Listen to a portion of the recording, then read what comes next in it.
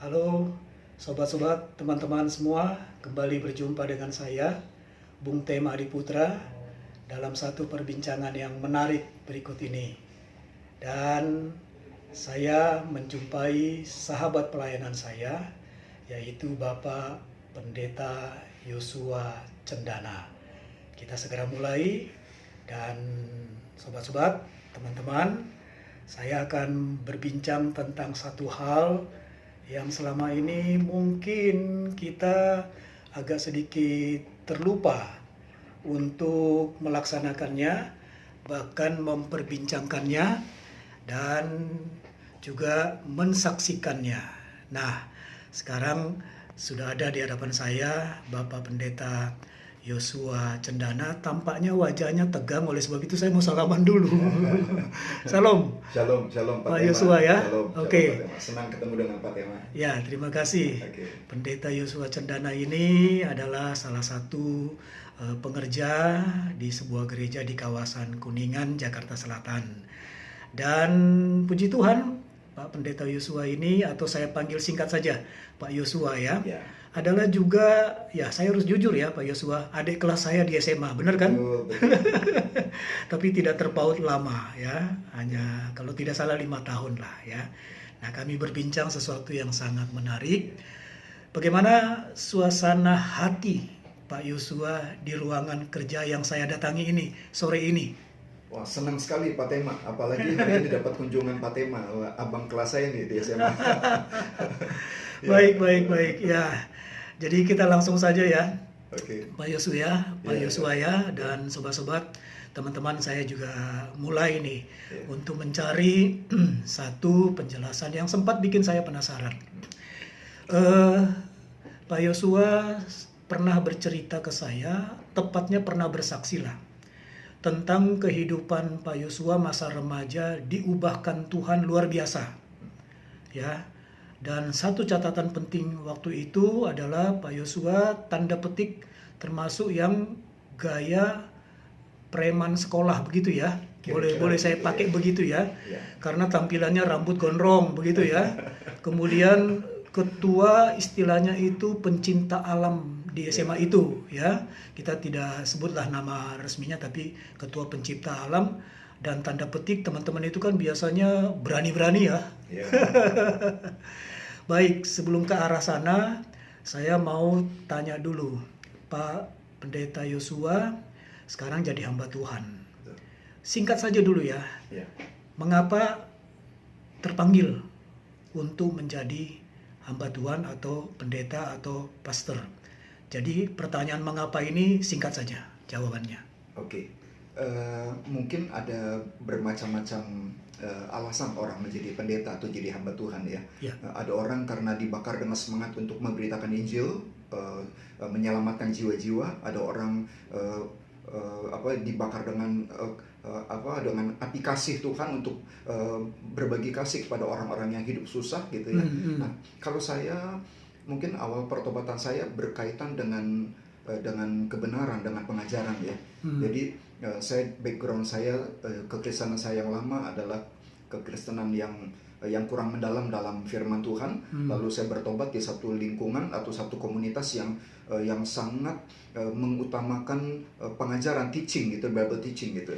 Nah, ketika saya diperkenalkan dengan satu bentuk gereja atau pelayanan yang sangat mengutamakan kebenaran firman Tuhan, saya jadi tertantang dan saya terdorong untuk wah, yang seperti ini orang mesti tahu gitu. Jadi yang pertama membakar saya adalah saya pengen beritakan pengajaran, saya pengen beritakan firman Tuhan dalam arti pengajaran ya. Jadi Bible teaching kepada banyak orang gitu. Itu yang membuat hati terus berkobar-kobar rohnya. Ya, begitu ya. Sekarang, ya. Baik. Sekarang kita kepada substansi. Yang mau saya Bapak ulang kembali kesaksian Bapak, tapi secara singkat padat. Waktu remaja di SMA, Pak Yosua itu kan katakanlah sudah menjadi Kristen atau belum? Sudah, saya lahir Kristen. Oke, lahir Kristen. Jadi Kristen-Kristenan. KTP ya. Ah, begitu ya. Boleh Bapak mulai dari keberadaan Pak Yosua ya bersama teman-teman dengan pencinta alam itu, ya, ada satu proses di situ sampai akhirnya usai satu kegiatan Bapak bertobat penuh. Ya. Bapak bisa mulai dari situ, Pak Yosua, silakan. Boleh, ya. Jadi sebenarnya saya sudah terima Yesus waktu masih SMP kelas 1 SMP di Jakarta. di Jakarta. Baik. Di Ya. satu gereja. Oke. Tapi momen terima Yesus di satu retreat ya, di gereja saya yang lama, Ya. mengadakan retreat, saya terima Yesus, tapi pulang saya nggak ada yang bimbing gitu. Oh. Jadi saya malah kembali ke dalam kehidupan yang sia-sia deh. Liar, Gitu. liar. Yang liar. Oh. Itu saya terima Yesus SMP kelas 1, Ya. lalu SMP kelas 3, wah saya udah buruk hidup saya. Waduh. Gitu. Nah, itu padahal saya sekolah di sekolah swasta Kristen. Nah, Itu tadi kuncinya karena Bapak tidak diarahkan dan dipegang terus ya. betul, saya nggak punya komunitas, saya nggak punya teman-teman, nggak punya lingkungan yang mendukung saya gitu ya.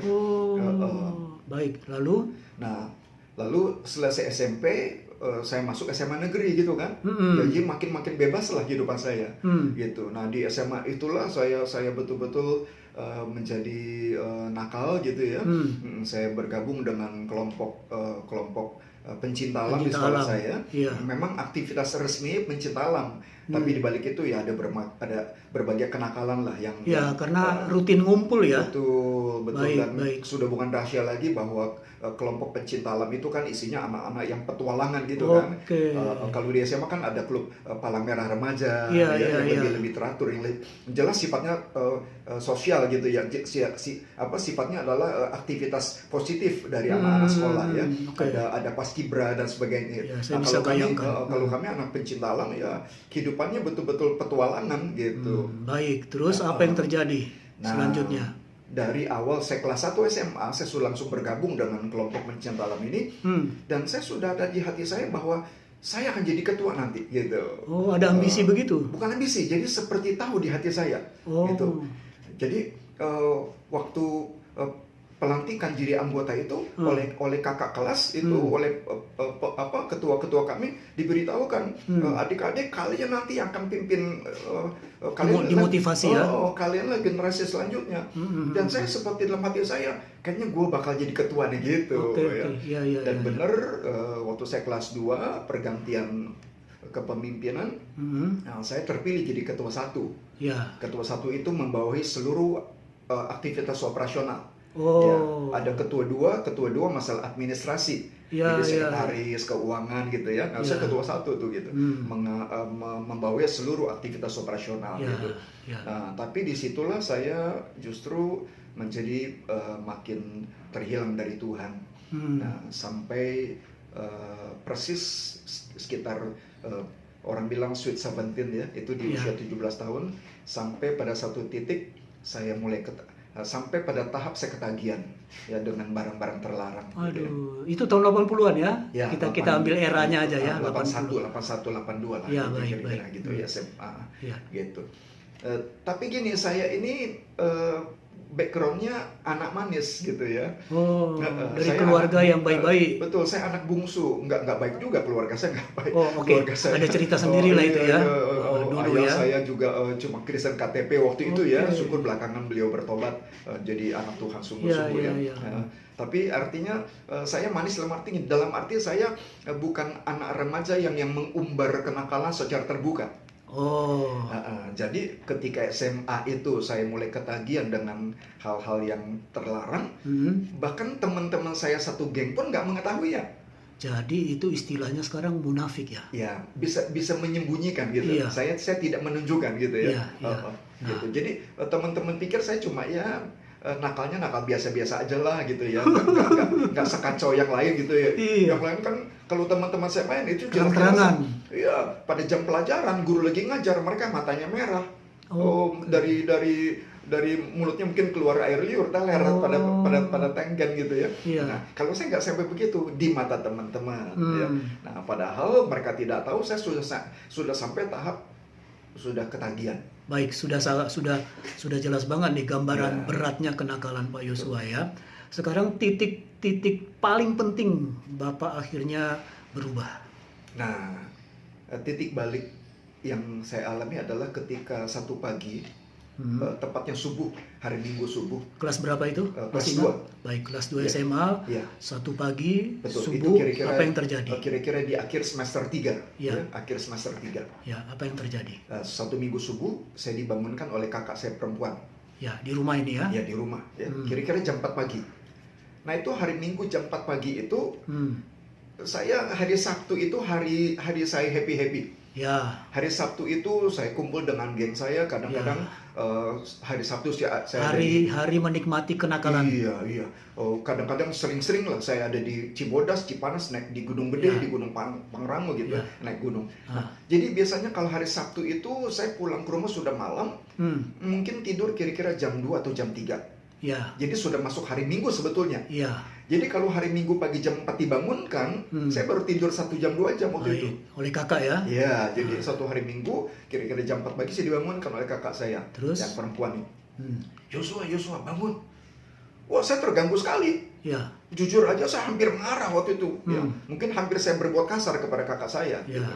Oke. Ya, bangun. Dia bilang bangun. Nah, saya bilang bangun, ngapain gitu ya. Nah, hampir saya berbuat kasar, tapi sebelum saya berbuat kasar, dia tiba-tiba bilang begini, anterin gua ke gereja. Oh. Saya kaget, ke gereja. Tidak pernah begitu sebelumnya? Gak pernah, seumur umur belum pernah terjadi. Baik. Ke gereja. Terus saya diam sebentar. Dalam hati begini, gereja. Saya merenung. Lalu tiba-tiba saya ingat, oh iya, saya orang Kristen ya. Oh, gereja. Oh iya, gua Kristen ya. Saya udah bertahun-tahun nggak pernah ke gereja. Saya sudah lupa apa itu gereja. Iya. Gereja tuh makanan apa gitu Iya. Nah, jadi waktu dibilang anterin gue ke gereja, terus saya bingung. Ini hari apa? Oh iya, Minggu ya. Minggu tadi malam gue tidur hari Sabtu. Ini jam berapa? Terus saya tanya sama dia, ini jam berapa gitu. Ya. Terus dia bilang jam 4 kata dia. Oh, saya pikir jam 4 sore kan. Kok gereja sore jam 4, gereja apaan sore? Nah, jam 4 pagi. Wah, saya marah. Jam 4 pagi, berarti pantas saya terganggu karena baru tidur 1 jam dong gitu kan. Iya. Terus dia bilang, gereja apaan? Jam 4 pagi. Terus dia bilang, "Nggak, hari ini gereja gua ada acara. Ada acara doa subuh," katanya gitu. Oh. Rupanya itu cuma alasan dia. Dia sudah lama berdoa buat saya. Kakak ya? Iya, sudah lama dia berdoa buat saya. Nah, rupanya itu alasan dia dengan mama saya. Jadi di keluarga kami, saya 6 bersaudara, saya nomor 6 bungsu ya. Di keluarga kami waktu itu baru kakak saya yang perempuan dengan ibu saya yang sudah sungguh-sungguh dalam Tuhan. Yang lain agama Kristen, KTP Kristen, tapi belum sungguh-sungguh kenal Tuhan dalam arti yang penuh gitu ya. Jadi pergi ke gereja. Nah, jadi saya bangunlah. Bangun. Waktu itu saya tinggal di daerah Cengkareng. Dan tahun 80-an itu, 80-81, Cengkareng itu sudah terkenal daerah, orang bilang daerah jin buang anak gitu ya. Dan daerah preman, daerah copet, daerah tukang todong, rampok. Dari Cengkareng, saya tanya, di mana gereja lu? Kan dia bilang minta antar ke gereja. Dia bilang di daerah Grogol katanya. Waduh, dari Cengkareng ke Grogol itu harus naik omprengan, belum ada kendaraan umum. Pagi-pagi subuh ya? Belum ada bus kota, belum ada, masih naik omprengan. Pagi-pagi subuh itu ya? Ya, subuh jam 4. Itu omprengan dari Tangerang menuju ke Grogol gitu ya. Dan omprengan Tangerang Grogol itu sudah terkenal, itu adalah sarangnya bandit kalau malam-malam. Jadi saya bangun, tujuan saya cuma satu, pengen mengawal kakak saya.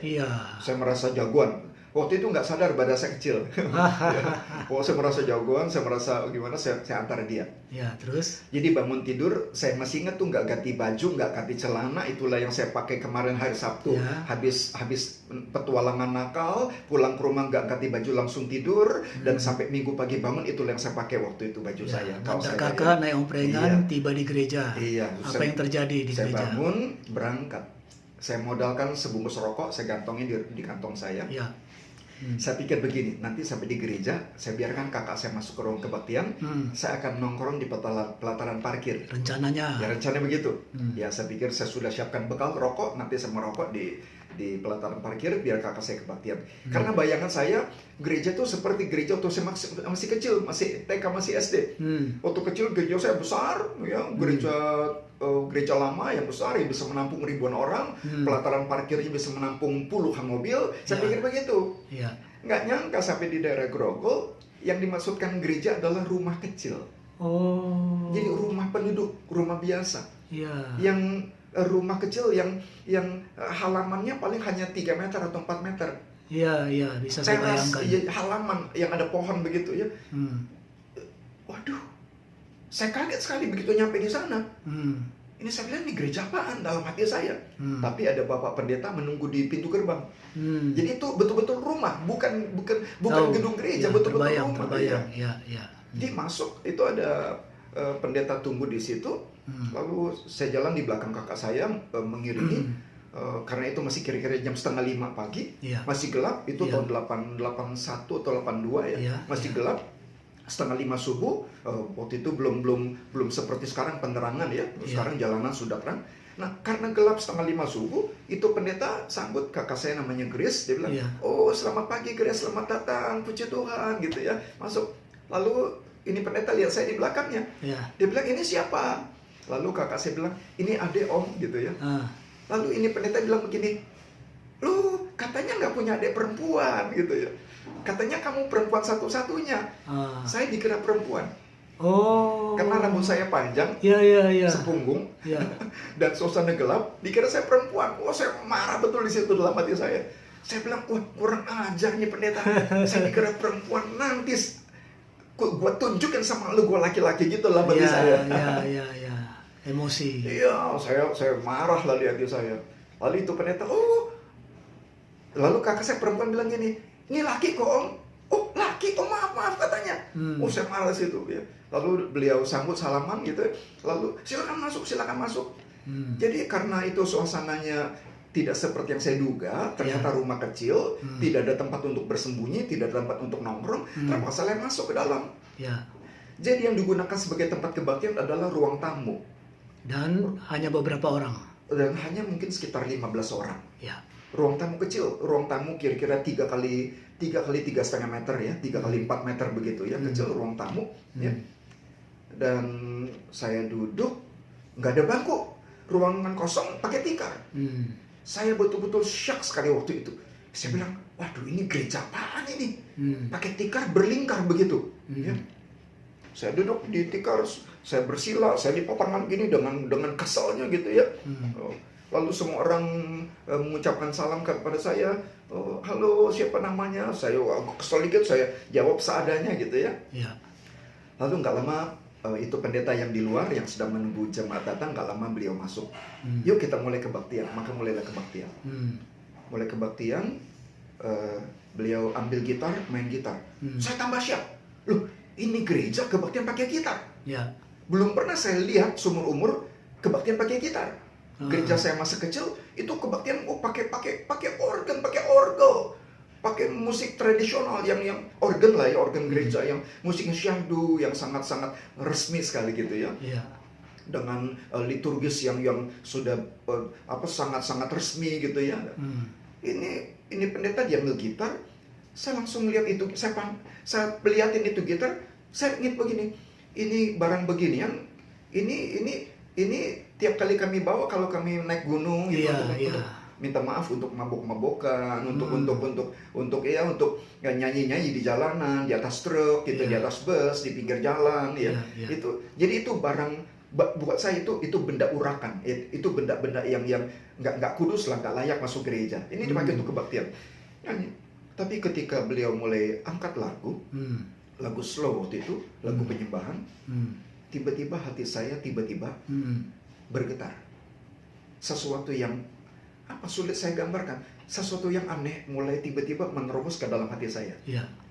Tiba-tiba untuk pertama kali dalam hidup, saya menyadari yang namanya Tuhan itu ada. Tiba-tiba saya dari kesal, dari lipat tangan begini, saya mulai tertunduk. Lalu saya bilang gini, "Tuhan, wah, Engkau ada di sini Tuhan. Tuhan, Engkau ada. Ada Tuhan di sini." Terasa hadiratnya.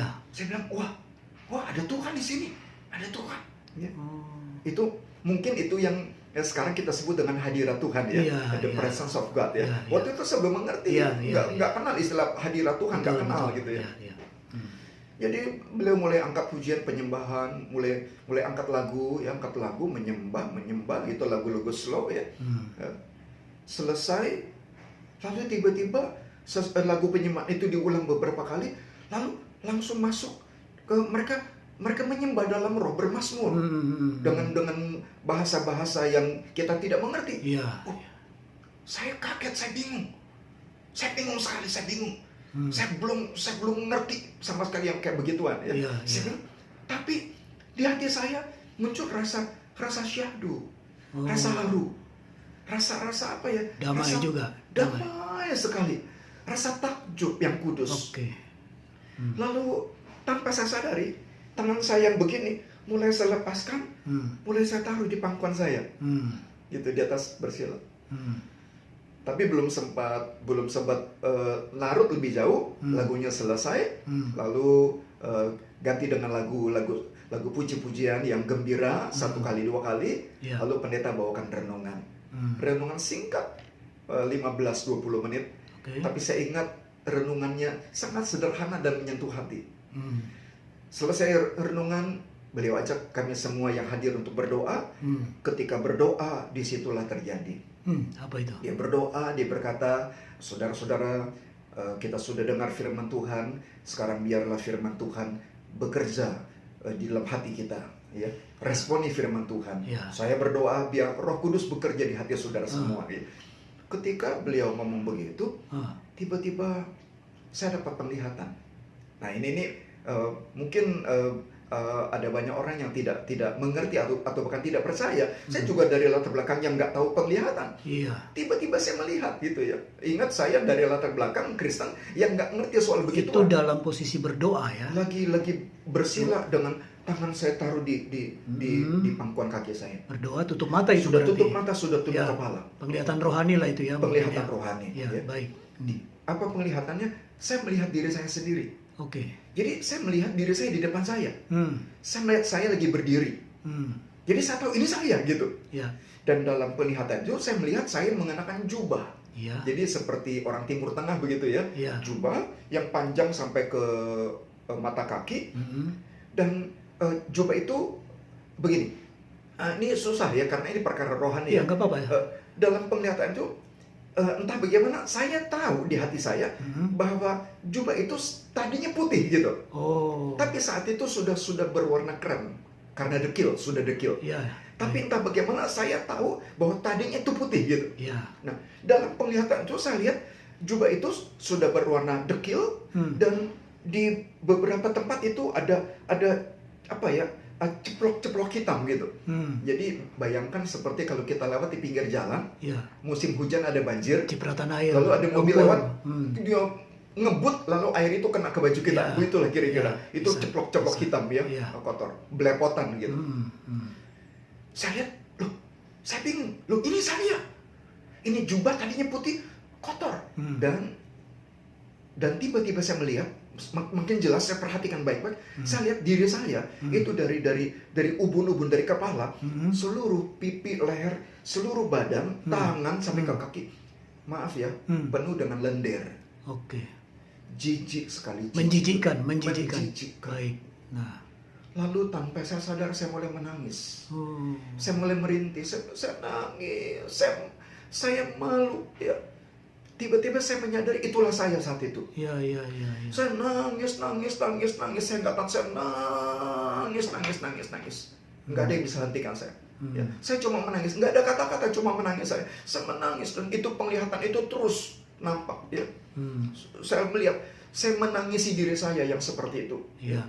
Saya melihat campur aduk, saya sedih, saya mulai timbul rasa menyesal. Kenapa saya begini? Ya. Mulai sadar. Iya, saya orang Kristen, saya anak Tuhan, sudah pernah terima Yesus waktu SMP di sebuah retret. Ya. Aduh, saya campur aduk, saya menangis. Lalu tiba-tiba saya ingat, mulai menyadari siapa saya saat itu. Lalu sesudah, saya nggak tahu berapa lama, mungkin 10 menit, 20 menit, lalu tiba-tiba ada satu dorongan yang memberanikan saya untuk mencari Tuhan. Saya angkat tangan saya tengadah ke atas, masih tetap tutup mata, saya tengadah, saya angkat tangan saya, masih tetap menangis. Ya. Lalu tiba-tiba ada keberanian, saya ucapkan satu kalimat, hanya satu kalimat. Ya, apa itu? Saya bilang begini, Tuhan, betul ini saya. betul, ini saya. Ah. Saya ngaku, ya, saya tidak menampik, ya, ini saya. Tapi satu hal saya tahu, saya bilang. Satu hal saya tahu. Asalkan engkau mau, saya bilang, engkau dapat mencuci saya bersih total pagi ini. Saya bilang begitu. Iya, iya. Karena saya merasa kotor banget. Iya, Ya. iya. Jadi konteksnya kan saya butuh dicuci. Iya. Saya bilang, saya tahu. Asalkan engkau mau, engkau dapat mencuci saya bersih total pagi ini, saya bilang. Nggak tunggu lama, Pak Tema. Nggak. Ya. Langsung sekejap. Ah. Baru habis saya ngomong begitu, saya ada angkat tangan. Tiba-tiba saya merasa ya, mungkin subjektif, tapi ini adalah pengalaman spiritual, ya. Silakan. Saya merasa seperti ada satu tangan itu turun dari atas, itu jatuh ke atas kepala saya. Menjamah kepala jadi. Iya, jatuh ke kepalaku, bun. Tapi anehnya dia tembus ke dalam. Tembus ke dalam badan saya, ya. Jadi mungkin ilustrasi yang paling mendekati, walaupun tidak persis mendekati. Saya seperti botol. Itu masuklah sikat botol atau klep itu yang ada batang bambu di ujungnya karet, ya, yang untuk membersihkan. Jadi itu klep karet itu mendorong semua kotoran, jadi sampai leher botol semua bersih gitu, ya. Itu tangan itu masuk, ya, dari ubun masuk ke dalam badan saya, dorong sambil aduk, dorong terus, ya. Saya kan posisi bersih lah, duduk. Tapi yang saya lihat kan diri saya lagi berdiri, yang saya lihat. Jadi bayangan saya sedang berdiri, padahal saya duduk. Ya. Bayangan saya, perasaan saya sebenarnya itu dia dorong terus ke bawah, dorong terus sampai bawah, sampai ke ujung kaki, plus keluar semua. Bersih total. Bersih, saya merasa kosong, bersih. Bersih. Puji Tuhan. Bersih. Belum pernah saya rasakan itu satu perasaan yang sulit digambarkan. Bersih, totally clean, bersih. Pikiran saya jernih sekali, bersih. Ada satu perasaan yang kudus, agung, yang begitu begitu agung sekali, kudus, bersih sekali. Saya masih tetap nangis waktu itu, kan. Saya baru habis selesai ngomong tuh, ya. Saya nangis lagi. Oh, saya menangis kali ini, nangisnya beda. Nangisnya nangis bahagia. Nangis bersyukur. Nangis orang yang lebih dari seperti dikasih uang miliaran. Saya diberikan sesuatu yang saya sangat tidak layak menerimanya. Sesuatu yang saya nggak pantas terima. Itu nggak bisa digambarkan. Saya angkat tangan, saya menangis. Begitu bahagia, terharu, bahagia luar biasa. Nah, sesudah sekian lama, lalu ada satu keberanian lagi. Saya ngomong satu kalimat lagi. Saya bilang begini, Tuhan, tiba-tiba saya ingat teman-teman saya, Pak Tema. Teman-teman di sekolah. Teman-teman saya nakal. Itu Pak Tema tahu. Pak Tema kan abang kelasnya nih, alumni. Tahu sekolah kita kan. Itu sekolah negeri kita itu kan pentolan-pentolannya yang wah, yang nakal-nakal kan banyak anak-anak Kristen, ya kan. Wah, yang jago minum, jago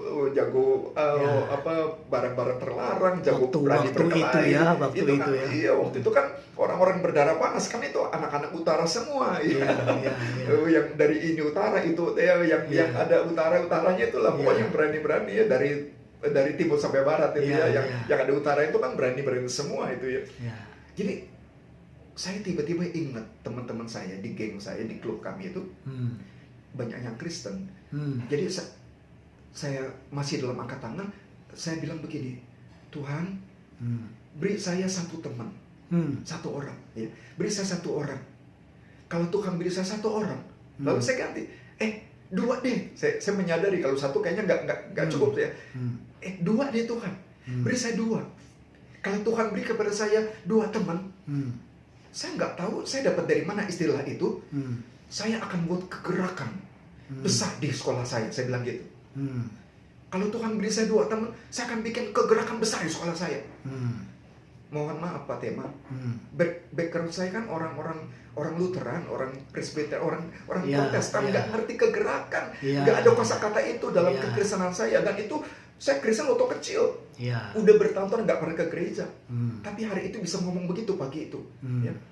Nah, setelah saya ngomong gitu, saya nangis lagi, doa, terus sampai ibadah selesai. Nah, selesai ibadah pendeta datangi saya, beberapa aktivisnya datangi saya, mereka tanya-tanya, mereka tunjukkan simpati, mereka bilang datang lagi dan sebagainya. Dan itulah titik balik saya berubah. Itu hari Minggu. Ya. Besokannya hari Senin, sekolah gempar. Ada perubahan. Ya, bukan perubahan lagi, total. Baik. Berhenti semua. Ya, Pak Yosua, kita bincang ini sampai pada titik balik Bapak ya. Ya. Karena itu tadi prosesnya luar biasa, saya sampai terbengang-bengong gitu ya.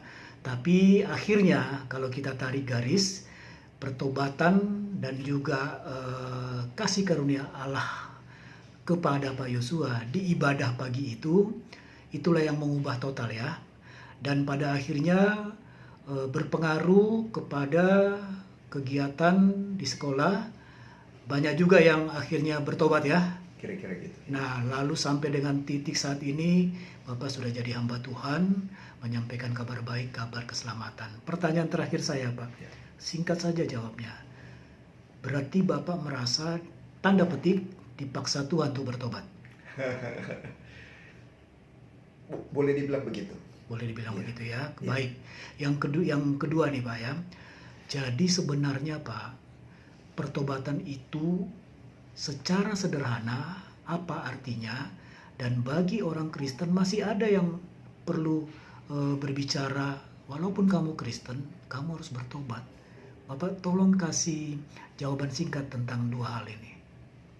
Iya.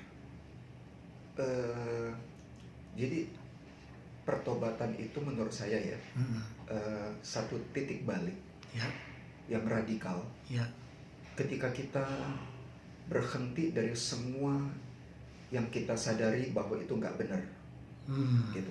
Tentu kita nggak bisa berhenti dari sesuatu yang kita tidak sadari ya. ya, Tetapi sesuatu yang kita sadari, kita ketahui betul itu nggak benar, kita berhenti total. baik. Stop, saya stop semua. Ya. Lalu berbalik 180 derajat, 180 derajat. datang kepada Tuhan, menyerahkan hidup untuk Tuhan baharui. Ya, Saya baik. pikir itu. Mengapa masih ada ungkapan untuk sesama orang Kristen perlu bertobat? Oh, setuju saya, betul. Mengapa? Singkat. Karena gini, bertobat itu kan berbalik. Ya, Kalau kata berbalik berarti kan apa ya? Konotasinya sebelumnya kita salah jalan begitu kan? ya, Nah, makanya ada istilah berbalik gitu kan? ya. Nah, walaupun sudah Kristen, kita bisa salah jalan, Pak. Oh. Bahkan mungkin bisa tiap hari kita salah jalan. Dan contohnya sudah ada, orang yang di depan saya ini. Ya Pak ya. Baik Pak, itu pertanyaan dan jawaban yang sangat singkat untuk melengkapi kesaksian panjang tadi. Ya.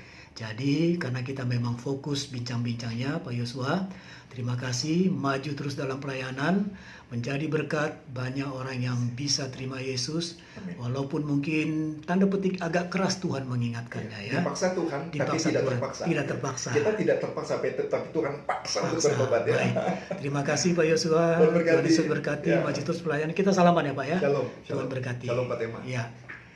Nah, sobat-sobat dan teman-teman, itulah tadi perbincangan saya dengan Pendeta Yosua Cendana. Saya panggil Pak Yosua. Kiranya menjadi berkat dan sampai jumpa lagi. Tuhan Yesus memberkati. Ya. Inilah salam senyum dari Pak Yosua.